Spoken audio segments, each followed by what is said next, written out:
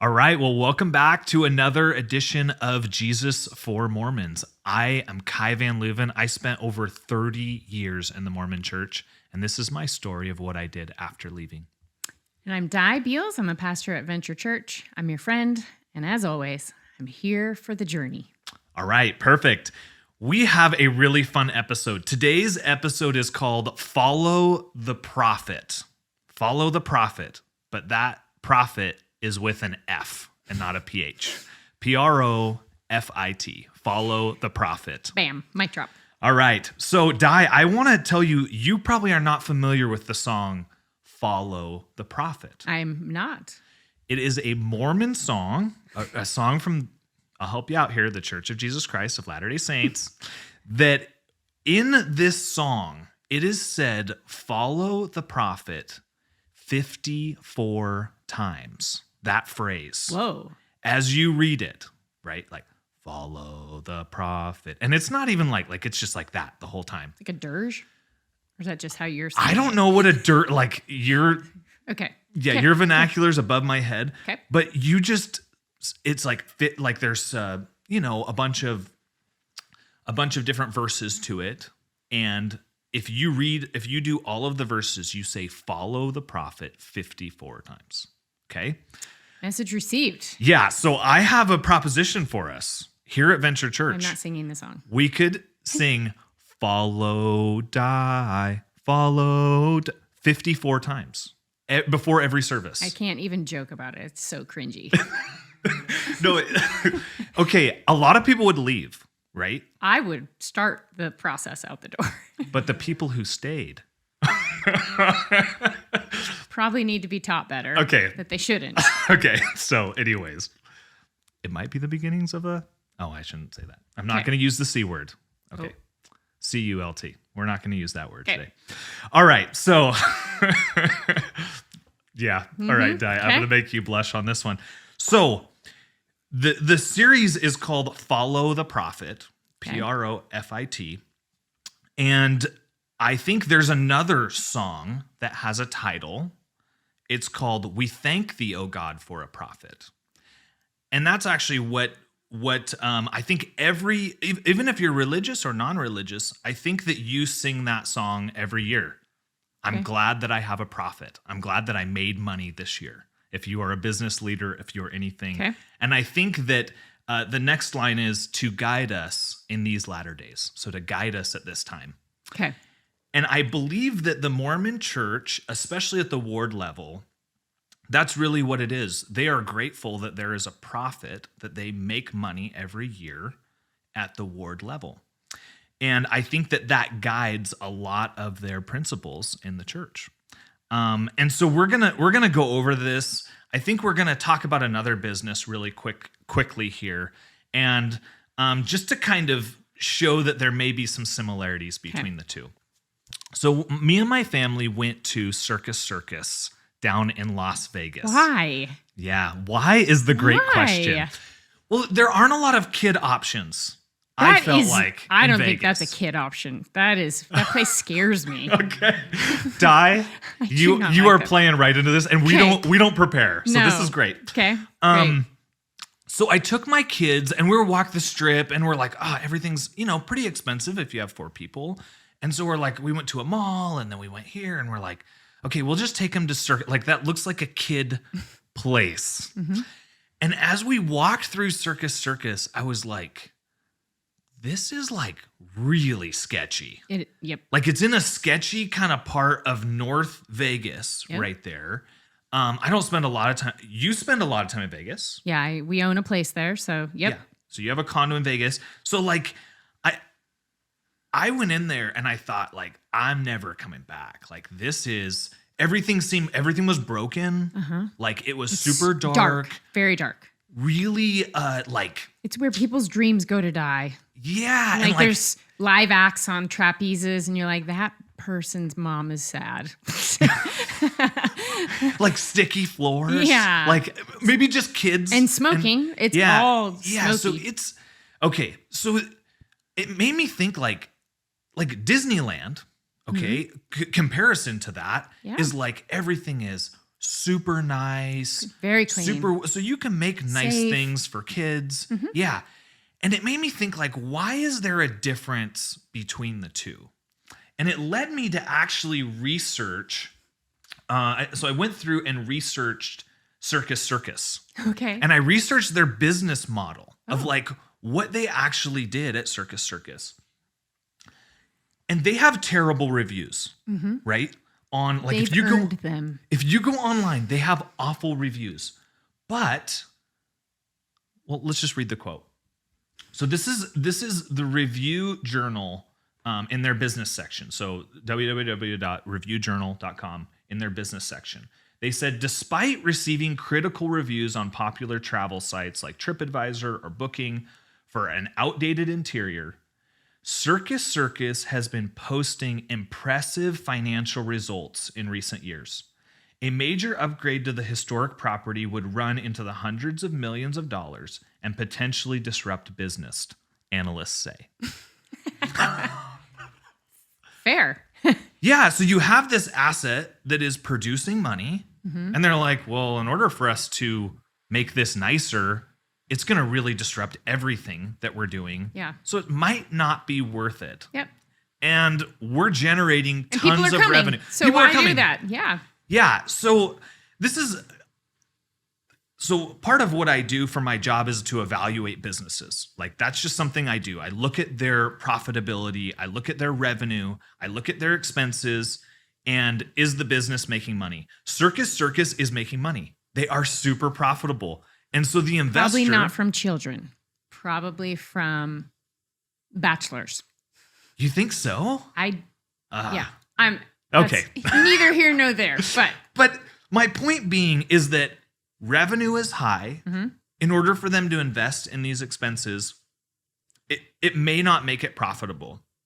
And I think if we look at a Mormon ward, Okay. I think we're actually going to see a very similar pattern. I know. I think this might bother a lot of people to Circus Circus. Okay.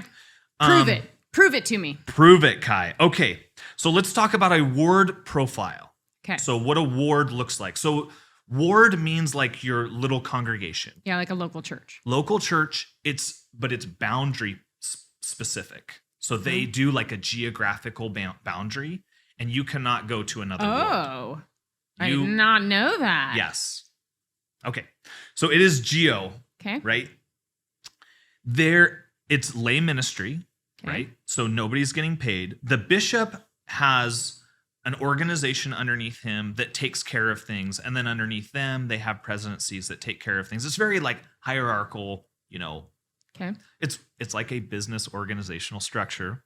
Okay. But nobody at the ward level makes an income? Nobody at the ward level, nobody at the next level above that. Oh, the stake level it's only in the area 70s, and if I'm wrong, please correct me, that make money. Okay. So it's those two, so the ward level and kind of like the middle management level don't make any money. Okay. Okay.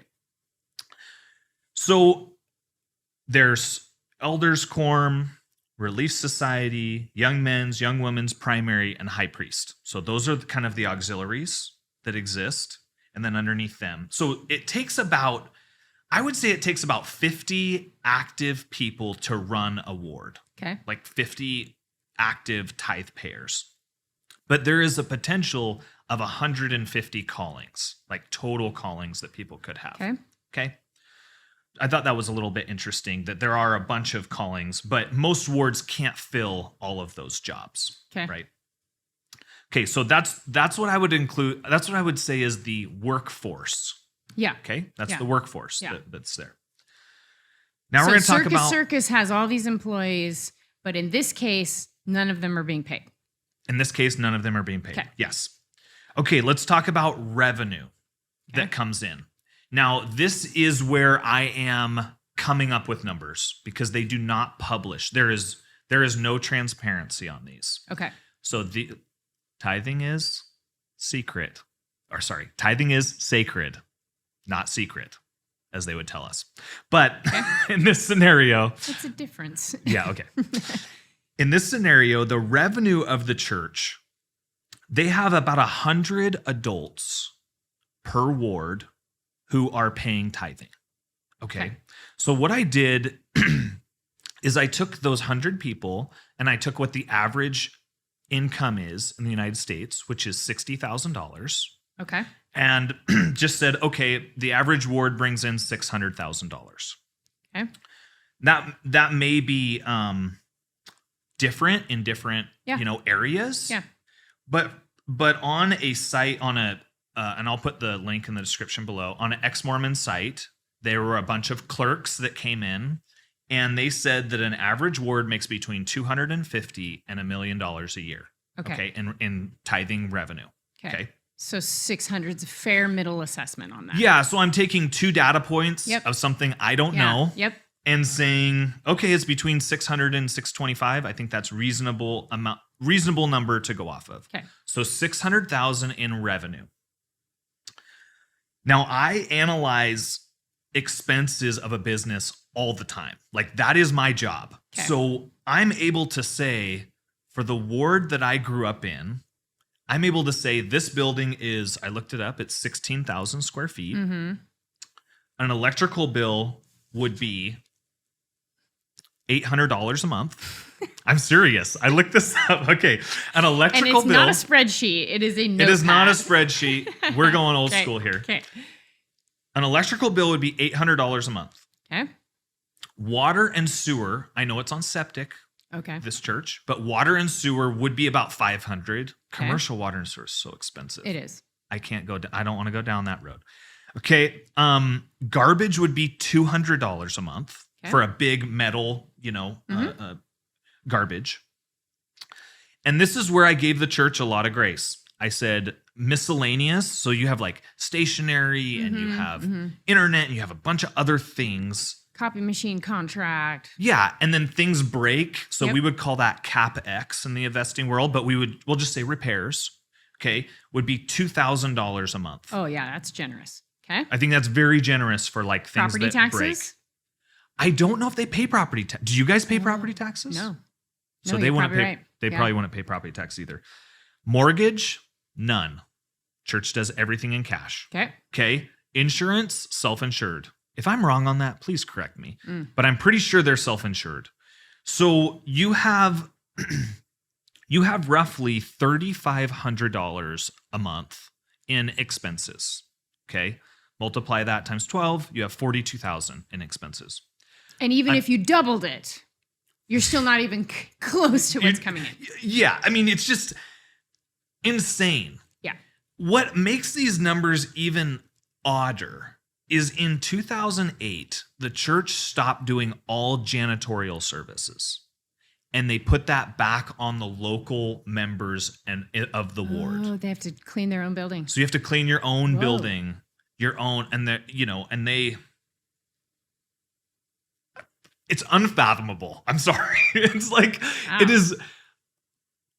Yeah. Okay. Sorry. I shouldn't break from all of but it's just insane. I'm sorry. How many square feet is a building? 16,000 square feet. Wow. So it's a pretty good sized commercial building, right? So what I want to do is say that I did not include one expense in here.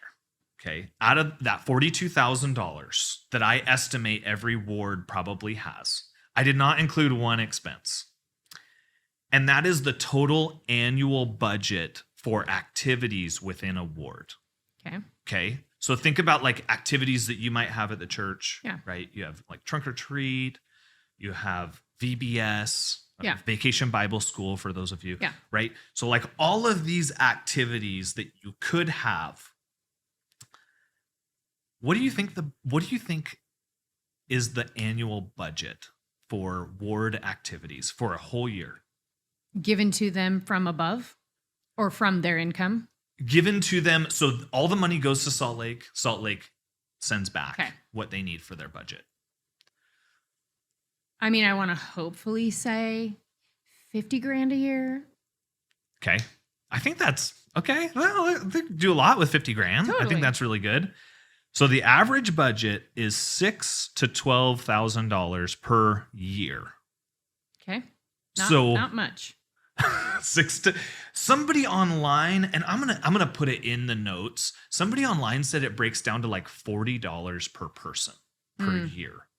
Like it's a very low amount.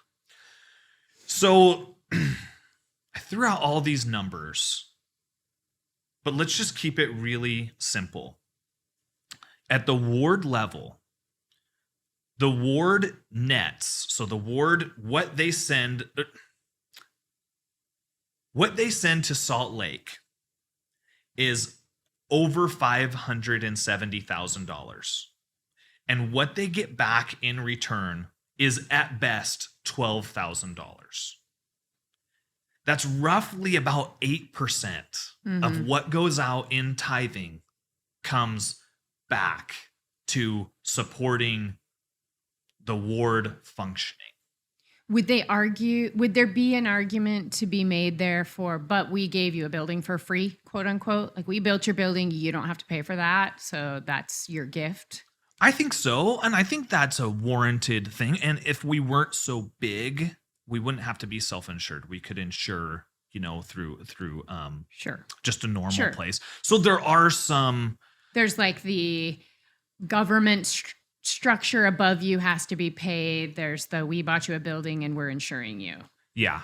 Which is not $600,000, but yeah, that's the thing. Like that's why I wanted to break down the expenses, like itemized wise, like, well, because I think sometimes what happens is, well, you have this building. Well, how much is a 16,000 square foot building? Yeah. And what would a mortgage look like on that? Yep. Right? Like that's probably, gosh, I should not do the math off the top of my head. But even if that's $20,000 a month, yeah, which it's probably not. But even if that's $20,000 a month, that's $240,000 a year. You're still sending 60-70% to the main church, right? And you still have a really low ward budget. Okay, Di, we're going to transition here to talk about your church. Now your church is on trial here. Okay. So I know we have to take this really seriously. So one thing that was really interesting to me when I came into the mainstream Christian church is we went to a marriage conference, let's say. I'll start with this example. We went to a marriage conference, and I am somebody who asks how much things cost. Okay. Some people might say that's tacky, but hey, I'm that guy. I do too. Okay. So the person who was over it in the church, I asked him, hey, like this is actually pretty nice. Like they brought in a comedian the night before. They did childcare. They bought Chick-fil-A for our kids. They had, you know what I mean? Like they had a guest speaker come. Yep. I guess not you yep. had a guest speaker come. All of these things. And I just asked him like, how much was this? He's like, I don't know, 10, maybe a little over $10,000, $12,000 for one weekend. Yeah. 2 days. Like, and it was really powerful. It was a really good marriage conference. And I'm like, wow, like the whole budget for the year for a ward that is like, way more people than this served, right? And way more days. We're talking 365 versus 2. They were just like, yeah, we think this has value. We think this can help our church. Yeah. Let's put it on. I was really surprised by that. Like trunk or treat is not just people pulling up in trucks, but you guys have a DJ. You guys have there's all these things for community. Yeah. That are really important that I think are like just investing back into. And is that the church? No. But is it a really nice thing that builds community? I would say yes. Okay. This is like a safety thing, which I'm not like a real stickler on like rules and safety and all that stuff, right? But I remember you guys were asking for people to volunteer in the kids ministry here at the church. And I'm a non-believing person, but both my kids went there. At the time, we'll pick up in the story. Yeah. As a non-believing person. And I'm like sitting in there, and I think my Mormon guilt helped you guys. Because I'm sitting in there and you're saying, hey, we need help. I'm coming to this church, not willfully, but Yeah. just in Yeah. body. And I'm like, well, okay, like I feel guilty. I'm going to help, with this. And I remember they're like, okay, cool. Like we're going to send you a link to fill out a background check. Yep. And I'm like, a background check? Like we're in a church. Like, why are you checking? Like, I remember, and I wasn't offended. I was just more like, why are they checking my background? Like what? I mean, talk to that a little bit. I think it obviously costs you guys money. Oh, yeah. I didn't pay for the background check. Yep. Talk about why is that important to you? I just think it's interesting that. I mean, any of our listeners, including you and I with children, is going to first say, wow, thank you. Sure. Thank you Yeah. that you vet the people that work with my children. That's just layer number one of our priority here of protecting children. There's lots of legal things we're protecting ourselves from as well. Sure. That's just good common sense, but we do value children. And so that's just one of our safety nets. Another one is nobody is with children alone. No teachers or adults are in a kid's classroom by themselves. There's always another adult, even if and especially maybe if there's only one or two children, there's always two adults because that is the accountability. All of our kids' classrooms have cameras in them. Really? Oh, yeah. I didn't know I was being watched as Yep. I'm in there. Okay. Yes, and that's all for the protection of children. Yeah, we value kids' safety. I didn't know that you guys, man, now I'm looking around. Where are the cameras? I don't know if there's one in here. Well, I think besides there's these huge cameras here. Yeah.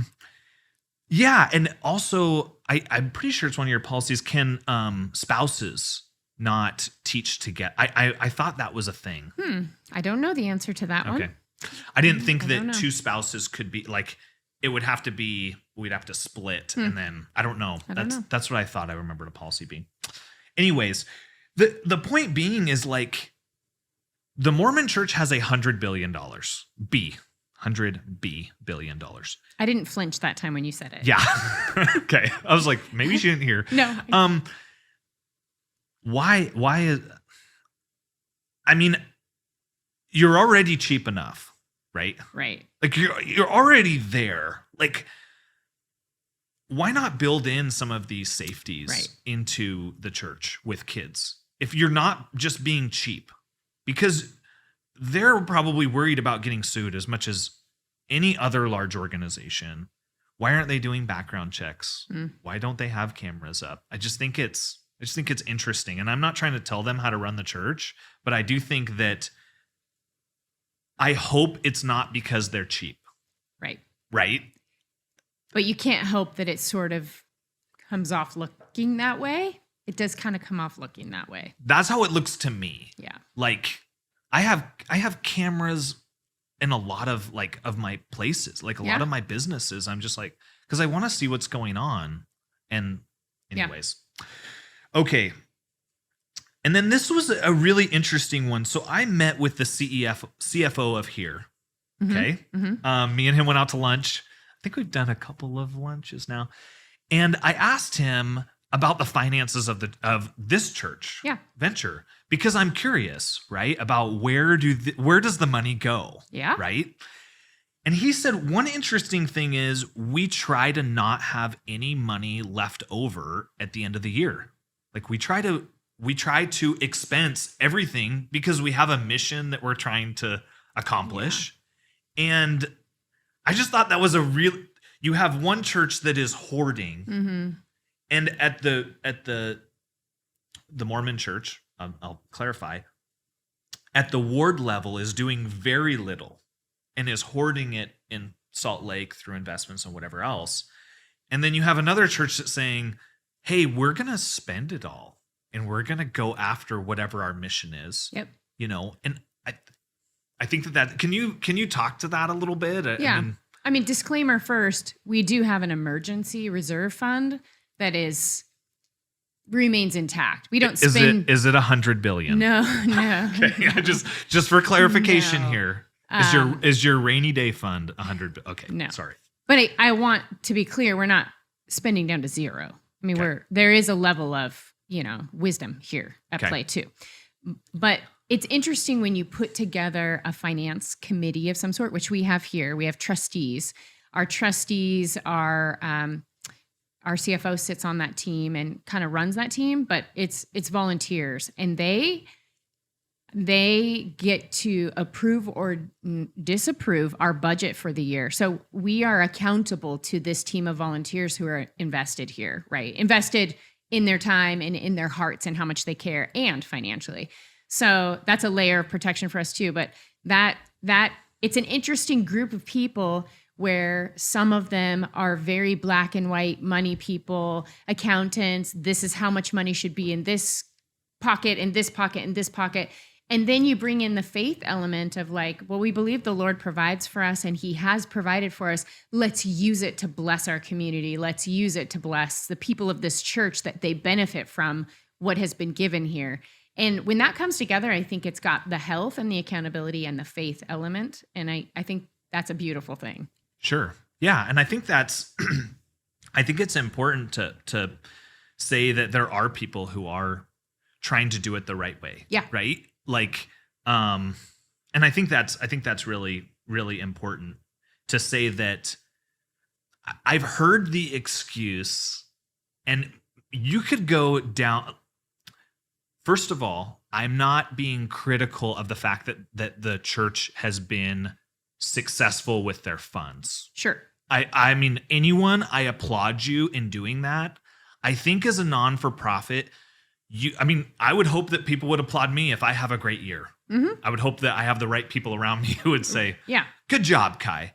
But I think the difference is between a corporation and a not-for-profit is the people that you serve are who the not-for-profit's for. Yeah.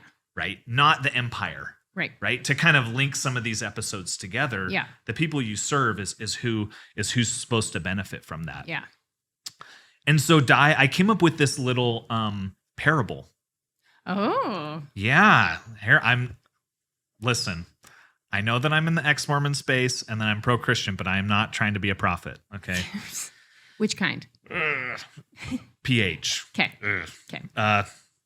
Yeah. There's a lot of Okay. So this is the parable. If there was a very wealthy businessman, okay, who had a big, beautiful home. Okay. And he had the opportunity to have someone come to his house, cut his lawn, volunteer to do all of those things. He had the means to pay him, but he chose not to. He had the means to bring this person out of poverty, let's say, this person who had no money at all, and he chose, or to even provide resources for him to take himself out, and he chose not to do that. And then there was this scenario of where he could have and probably should have done it. Does he have any moral obligation to pay someone or to give to someone if he has a lot? Does he have any moral obligation at all? Or should he say, hey, this person's willing to do this, I'm going to leverage that willingness? I don't know. I think it's an interesting, obviously when we're talking about morality, there's a lot of gray. Sure. But I feel that this isn't that gray. Mm-hmm. You know what I mean? I mean, when in the Bible, when King David procures a woman to come and sleep with him that is not his wife, and she becomes pregnant, and he arranges to have her husband killed so he can marry her to hide the fact that she's become pregnant. He is confronted by a man, an advisor, a confidant who comes to him and shares a story with him, a parable similar to yours, which is there once was a wealthy and powerful man who had many, everything, sheep and everything he could possibly want. But he went to a poor man in his kingdom and he said, I want your sheep. And that man loved that sheep and he took it and he killed it and he ate it for a feast. And after this story parable is shared, King David is furious. That man should be killed for doing that. He's taken the one thing the other man had that he loved. And that's when it was said to him, you are that man. So I think you just shared a version of a parable. It's very similar to something already in the Bible. There is a level of taking that does become an empire, that becomes a profit, that becomes how do we build our own kingdom. And I want to be careful because I don't want to directly point fingers quite yet, but I think that's kind of where we're headed. And I don't want to say, and then there's us and we are wonderful. But I will speak for myself and my husband. I mean, we've seen even in the Christian church, people be taken advantage of for their willingness to serve. And we are quick to say, we feel called by God to serve others. Mm-hmm. We are not asking people to serve us. We're asking people to serve God. And we will serve people along because we feel like that's what we've been called to do. So it makes us really uncomfortable when people want to bless us. Like, can we come pressure wash your driveway? And we're like, no. Or can we pay you? Come over for dinner.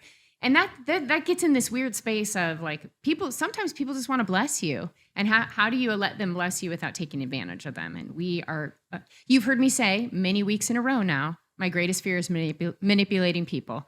And right there with that is taking advantage of other people. Sure. It is manipulation. Yeah. And I think that I'm going to go back to kind of a vein here of this volunteer based church, right? Yep. And I'm not trying to put shade on that as in that's all bad. Right. Like I honestly think if I was part of a church that was 40 people, okay, and they needed people to do this and that, and like, I'll do it. I don't care. I'll go and do those things, right? Like that's not a big deal. You want me to go and be a janitor? I will do it, right? If that's where I see the needs are. But I think that this is different. Mm-hmm. You know what I mean? Like you have the ability to do your own janitorial work. Like you, instead of taking that burden on, which is, I think a very base, and like, this isn't the hill I'm going to die on, but I do feel that it's a very basic thing and you have the means to do it and people are paying to be, to be part of your church. Let's re-say that. If the church is bringing in by the gifts of the people, only enough money to pay for the roof over our heads and the heat to heat the building, and we cannot afford XYZ, will this group of people step in and help us meet those needs? That's different than we've made money hand over fist and we've socked it away somewhere else, and we still need you to come and do that work. It's just different. Yeah.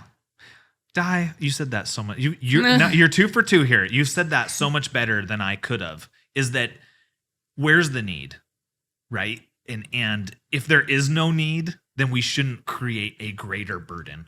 For people. Yeah, that's well said. There have been times in our history that we have had to do our own janitorial, and what we have done as a church, and I'm not saying this is the only way or the right way, but what we have chosen to do is our staff does the janitorial until we can afford to pay someone else to do it. Do I think that's a good use of our time?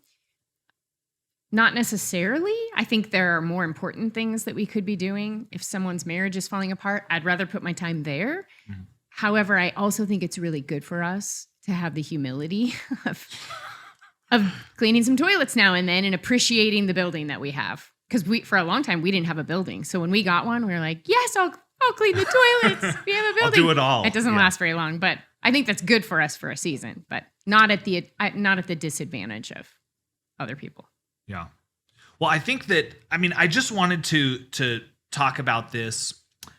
I did want to bring one other thing. You could, and I think with the position that you have, like you talked about people wanting to bless you. Yeah. I wanted to talk about how a calling is extended to people. Okay. It is this conversation. I'll be the bishop. You be the person in the congregation.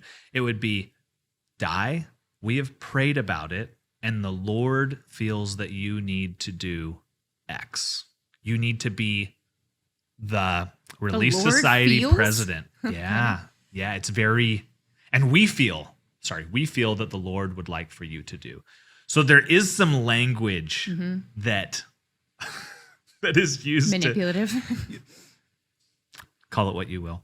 I do want to throw that out there because I mean, that is how you're able to have this workforce, right? Which is labor is a huge part of the financial puzzle for any business, right? Absolutely. And so it is the Lord. And let's go back to my statement about the humility of serving. Okay, so that's good for all humans. Yes. Like serving is something that we should do for our benefit too, not just for the benefit of the person that we're serving. In fact, I often have said, I'm more blessed when I serve than the person I'm serving.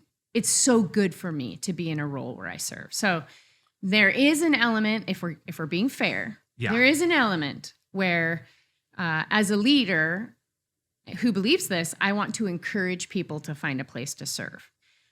But that is on the balancing scales with, I also don't want to manipulate people. And if I could throw in another dynamic that's maybe just totally out there, but I know my personality style, and I know the type of personality style that most people I'm working with is. And if I oversimplify, I'm a pretty driven, blunt, aggressive, say it like it is person. And that's not the majority of people. The majority of people are, faithful, servant-hearted. And if you ask me, I'll do it because I don't want to say no to you and I don't like conflict. And I realize that, and I think I overcompensate. So let's now play the game where I'm the bishop or the pastor, and I'm going to ask you to serve. And it will go something like this. Wait, hold on. Here we are. Women in leadership. Oh, come on. Can't Let's say bishop. go. Can't say bishop. No. Bishop Beals. Go ahead. It would go something like this. Kai, I have watched you work with kids. I think you're fantastic. You can say no to this. I'm just going to put this out there for you. You should think on it. Pray about it. If you need more information, I'm happy to give it to you. And if you don't want to do this or can't right now, no worries. I'll go a little too far on that. I think you'd be great working on our kids ministry.